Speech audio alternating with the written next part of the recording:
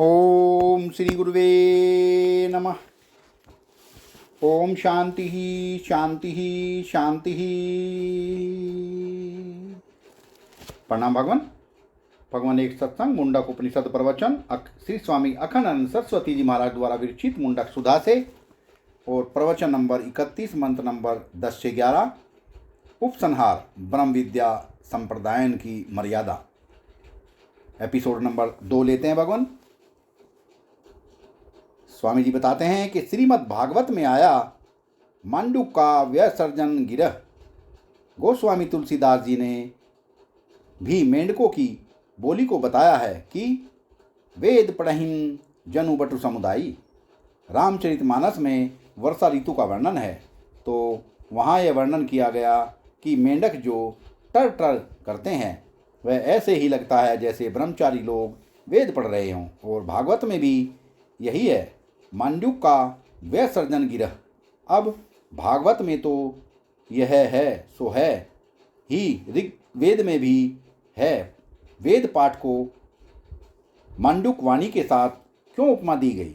तो एक वशिष्ठ सूक्त है ऋग्वेद में। ऋग्वेद में ऐसा वर्णन है कि एक बार लोक में अवसरण हो गया, वर्षा नहीं हो रही थी, लोग दुर्भिक्ष से बहुत पीड़ित थे। तो वशिष्ठ ऋषि को बहुत भारी चिंता हुई कि ये लोग तो भूखे प्यासे मर जाएंगे। जब पानी नहीं बरसेगा तो अन्न नहीं होगा और लोग भूखे रह जाएंगे। अब महाराज वे ध्यान में बैठे तो वशिष्ठ ऋषि को वे मंत्र दिखाई पड़े जिनके प्रयोग करने से वर्षा होती है। तो जिस समय उन मंत्रों का दर्शन हुआ वशिष्ठ ऋषि को, उसी समय वहाँ मेंढक बोलने लग गए। तो मेंढक बोलने का अर्थ बरसात के प्रारंभ में यह होता है कि वर्षा ऋतु आ गई। वे वर्षा ऋतु के सूचक होते हैं। तो वशिष्ठ ने कहा कि हमारा संकल्प था कि वर्षा होवे, और हमारे उस संकल्प को पूर्ण करने के लिए ये मेंढक बोल रहे हैं। यह मेंढकों की कथा है वेद में। वशिष्ठ ऋषि ने जब देखा कि मांडुक तो हमारे संकल्प की पूर्ति को और निकट ला रहे हैं और मदद कर रहे हैं, तो उन्होंने 2-3 मंत्रों में उन मेंढकों की स्तुति की प्रशंसा की। तो उन्होंने 2-3 मंत्रों में उन मेंढकों की स्तुति की, प्रशंसा की। मांडुका अकस्मात मंजुका भवंती। ये मांडुक क्यों हैं? बोले ये बड़े मज्जुअल होते हैं। ब्रह्म एवं चतुष्पाद भवंती। यह जैसा ब्रह्म है उसी प्रकार ये चतुष्पाद होते हैं।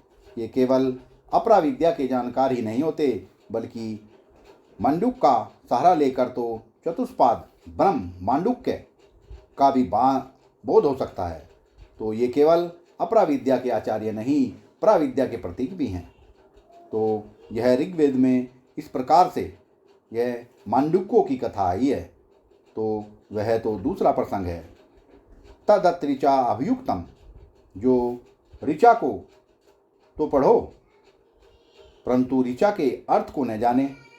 जो ऋचा को तो पढ़े परंतु ऋचा के अर्थ को न जाने, वह भी भारवाही है। तो यदि वेदांत विज्ञान को आप समझना चाहते हैं तो कैसा होना चाहिए कि बोले क्रियावंतो श्रोतिया ब्रह्मनिष्ठा स्वम जुहत एक ऋषि श्रद्धयंत तेषाम वेशाम ब्रह्म विद्याम वदेत शिरोवर्तम विधि वधेस्तु चीर्णम। तत् अत ऋचा अभियुक्तम। यह बात इस मंत्र में कही गई। पहली बात यह है कि श्रोतिया वेद का स्वाध्याय होना चाहिए, अपराविद्या और पराविद्या का स्वाध्याय होना चाहिए। इसमें अपराविद्या के द्वारा वर्णित जो कर्म उपासना है उनका अनुष्ठान कर क्रियान्वित होना चाहिए। उसके बाद ब्रह्मनिष्ठा, पहले अपर ब्रह्मनिष्ठा फिर पर ब्रह्मनिष्ठा होनी चाहिए। तो यह कैसे होगा कि स्वम जुहत एक ऋषि श्रद्धयंतो। एक जो ऋषि है उसके ऊपर श्रद्धा करो और स्वम हवन करो। यह हवन जो है इससे अपराविद्या पराविद्या के ज्ञान का साधन बन जाए। यह हवन दूसरे से नहीं करवाया जाता, इसमें ब्राह्मण प्रतिनिधि रखकर होम नहीं होता, यह स्वयं अपने आप होता है। जुहते माने हवन करते हैं। तो किसको हवन करते हैं कि एक ऋषि जो अग्नि है उसमें हवन करते हैं। कैसे हवन करते हैं कि श्रद्धयंतो, श्रद्धा से हवन करते हैं। अब आप देखो कि आपके घर में बहुत प्यारी वस्तु है, क्या कि घी बुरा। महाराज घी बुरा के बिना तो देवता लोग भोगी ग्रहण नहीं करते, तो घी चाहिए। हमें हमारे बचपन की बात याद है, कभी कभी वैरागी लोग आते थे, तो सन्यासी आते थे तो घर में बनी रोटी खा लेते थे, और रामानुज संप्रदाय के लोग आते थे, वे घर में रोटी नहीं खाते थे, तो वे बनाते थे, तो कहते घी तो ज़रूर चाहिए, क्योंकि घी डाले बिना भगवान को भोग कैसे लगाएंगे।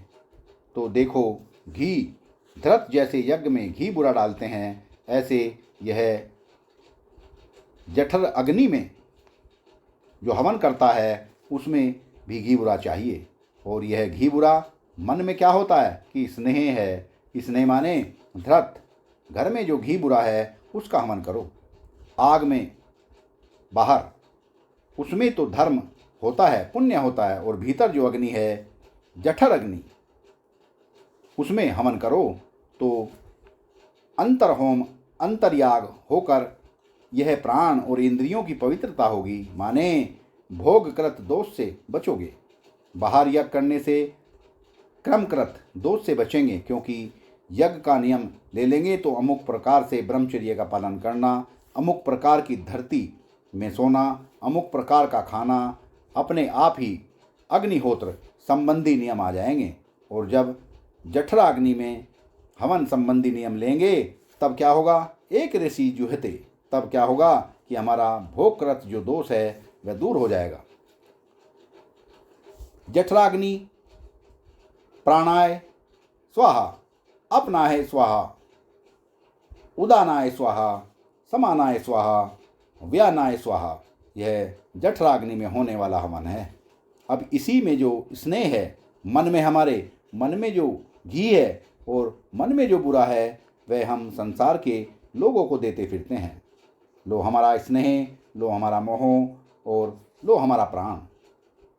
यह जब आदिदेव अग्नि में इसका हवन करेंगे, कृष्णाय स्वाहा, गोपीजन वल्लभाय स्वाहा, यह क्या हुआ कि यह आदिदेव अग्नि में इसका हवन हुआ। अब इसके बाद क्या शेष रहा कि अविद्या शेष रही। आत्माग्नि में इसका हवन होगा। इस प्रकार से द्रव्य की शुद्धि होगी। इस प्रकार से द्रव्य की शुद्धि होती है। बाहर की अग्नि में हवन करने से भोग की शुद्धि होती है। जठराग्नि में हवन करने से बुद्धि और मन में जो दोष है उसकी शुद्धि होती है। ईश्वर के प्रति समर्पण करने से ब्रह्मग्नो ब्रह्मणा होतम, ब्रह्म एव तेन गंतव्यम, ब्रह्म कर्म समाधिना। और अविद्या का जो मल है वह आत्माग्नि में हवन करने से शुद्ध होता है।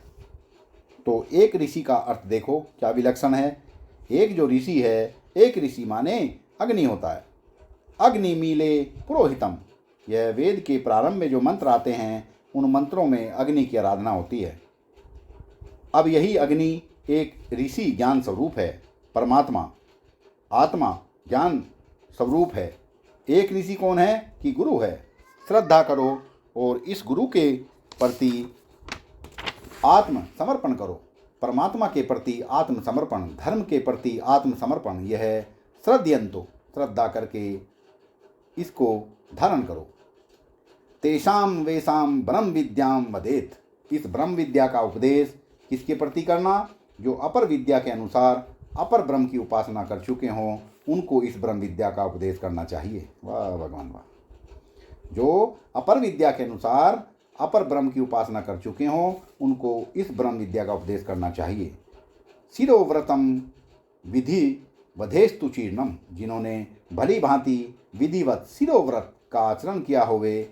यह शिरोव्रत जो है, जो अथर्व वेद के अनुयायी हैं, वे जब यज्ञ करते हैं तो उस यज्ञ में अग्नि को सिर पर धारण करने का विधान है। अग्नि को पहले ऐसे पात्र में रखते हैं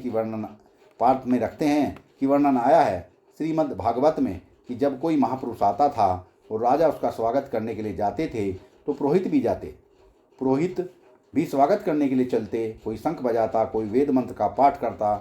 राजा चलता तो जो अग्निहोत्र का अग्नि होता था उसको भी साथ साथ लेकर स्वागत करने के लिए जाते थे।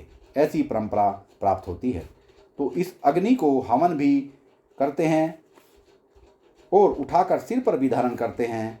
तो जिन्होंने इस अग्नि को उठाकर सिर पर धारण कर लिया है, अथर्वणिकों में प्रसिद्ध जो शिरोव्रत है उसका जिसने विधिवत पालन किया है। अब शिरोव्रत दूसरा अभिप्राय देखो।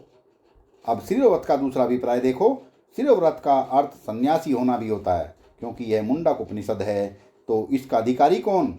बोले मुंडिया, मुंडक, जिनका कै माने सिर मुंड होवे, बालों से संवारा हुआ न हो। इसका अभिप्राय क्या हुआ कि जो बाह्य शोक है वो विलासिता है, जो श्रृंगार का भाव है वह न होवे। बिना बाल के तो कोई श्रृंगार होता ही नहीं। शास्त्र में लिखा है कि कहीं भी तीर्थ में जाओ तो वहाँ बाल कटवाना चाहिए। प्रयागराज में जाओ तो प्रयाग मुंडे, गया में जाओ तो पिंड दान करो, प्रयाग में जाओ तो मुंड मुंडवाओ। तो वह मुंडवाओ का मतलब क्या होता है? ऐसा वर्णन आता है कि पाप जो हैं वे मनुष्य के दिल में तो रह नहीं पाते, क्योंकि वहाँ तो परमात्मा बैठा हुआ है। सोते समय बेचारों को वहाँ से निकल जाना पड़ता है, सपना देखते समय निकल जाना पड़ता है, राम राम करते समय निकल जाना पड़ता है, गंगा स्नान करते समय उनको निकल जाना पड़ता है। यह बाल जो है यह शरीर का मल है, जैसे भीतर आग है और बाहर धुआं होवे। यह बाल जो है यह भीतर जो आग है उसका बाहरी धुआं है। तो पाप बाल का आश्रय लेकर शरीर के साथ संबंध रखते हैं। जब आदमी पाप का संकल्प करता है तब तो वे सारे शरीर में आ जाते हैं, और जब पाप का संकल्प नहीं करता तो वह बाल का आश्रय लेकर रहता है। उसमें श्रृंगार की भावना है, अपने को सजाने संवारने की भावना है कि नहीं।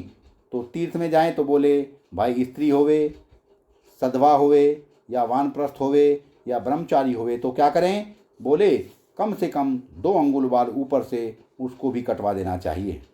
तीर्थ यात्रा के प्रसंग में ऐसा वर्णन आता है, और ये बाबा जी लोग हुए तो इन्होंने तो पूरा ही कटवा दिया।